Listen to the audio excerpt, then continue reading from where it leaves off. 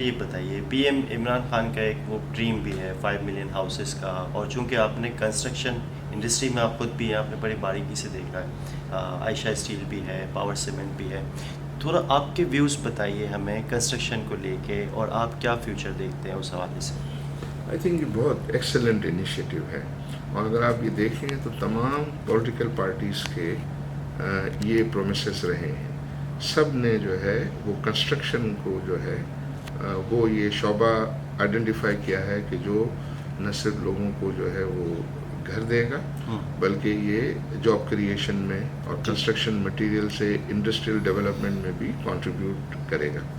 जैसे हमने नारे सुने, रोटी कपड़ा मकान के नारे भी सुने हमने, हाउसिंग में आशियाना हाउसिंग और इसकी बातें भी सुनी।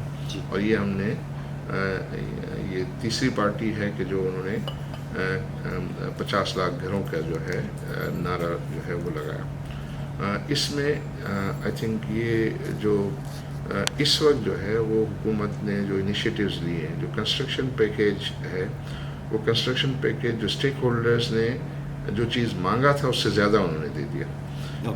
जो इस हमारे यहाँ एक सबसे बड़ी जो कमी थी वो थी मॉर्गेज फाइनेंसिंग की।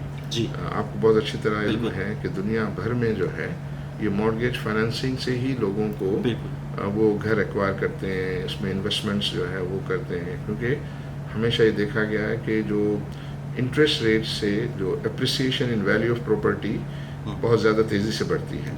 तो अगर आप बोरो करके भी लेते हैं for a longer period of time, तो बायर जो है, इन्वेस्टर या जो घर ख़रीदने वाला है, वो बहुत ज़्यादा उससे बेनिफिट करता है। तो ये चीज़ को आइडेंटिफाई किया गया कि पाकिस्तान में जो मॉर्गेज फाइनेंसिंग है वो जीडीपी का 1% से भी कम है, जबकि दूसरे जगहों पे रीजन में जो है 8%, 12% इस तरीके के, और डेवलप वर्ल्ड में तो जो है वो 60% के करीब है।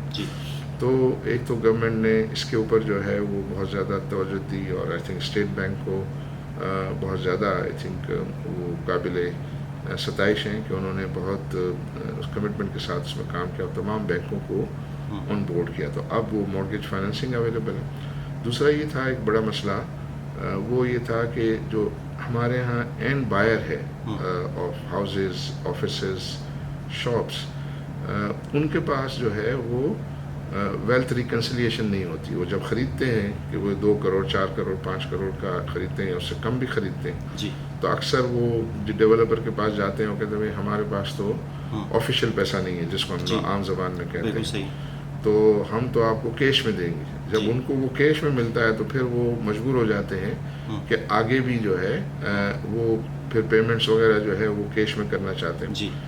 फिर उसके बाद जो परचेजेस वगैरह हैं उसमें भी फिर ये एलिमेंट, इवन जो ज़मीन की ट्रांजेक्शंस होती है तो वो भी आप अच्छी तरह जानते हैं कि जो एक्चुअल जो वैल्यू कुछ और होती है और उसकी जो डॉक्यूमेंटेड वैल्यू बहुत कुछ होती है।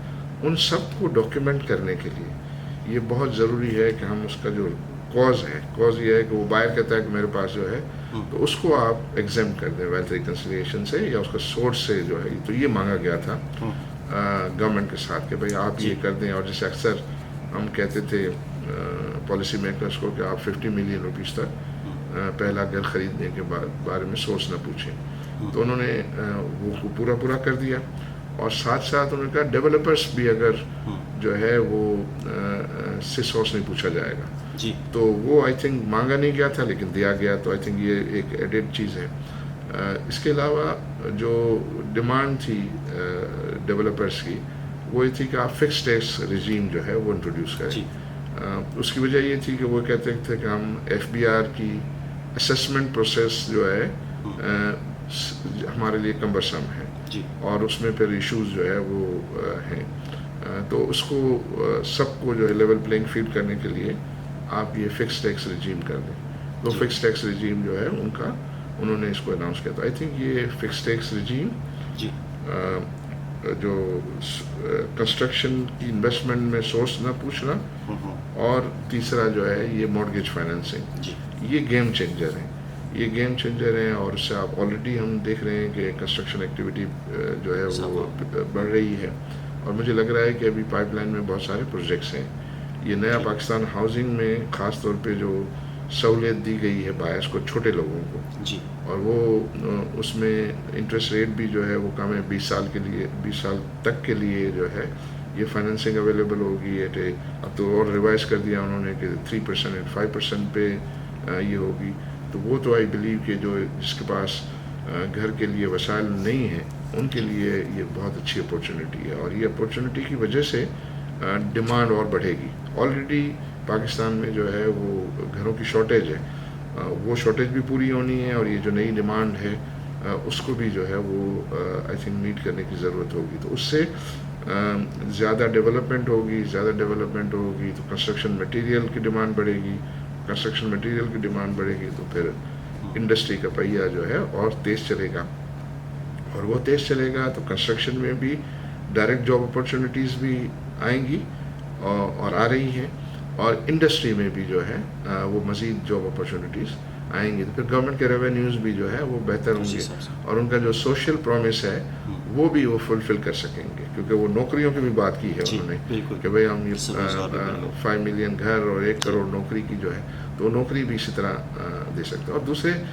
कंस्ट्रक्शन के अलावा के जो सेक्टर्स हैं, ज़ाहिर है वो भी, जैसे एग्रीकल्चर है, आईटी है, जी। ये ऐसे सेक्टर हैं कि जहाँ लार्ज स्केल जॉब अपॉर्चुनिटीज़ जो हैं वो डेवलप हो सकती हैं। तो वो एरियाज़ हैं कि जहाँ मैं समझता हूँ कि पाकिस्तान के ख़ास तौर पे नीड है। तो ये कंस्ट्रक्शन, एग्रीकल्चर, आईटी, ये 3 ऐसे सेक्टर बड़े मुझे नज़र आते हैं, और इंडस्ट्री भी है इसमें कि जो जॉब क्रिएशन भी करेगी और गवर्नमेंट के लिए हायर रेवेन्यू का बायस भी होगी इंशाल्लाह। बहुत शुक्रिया, बहुत ही पॉजिटिव कमेंट्स है आपके, माशाल्लाह। मेरी भी उम्मीद बढ़ गई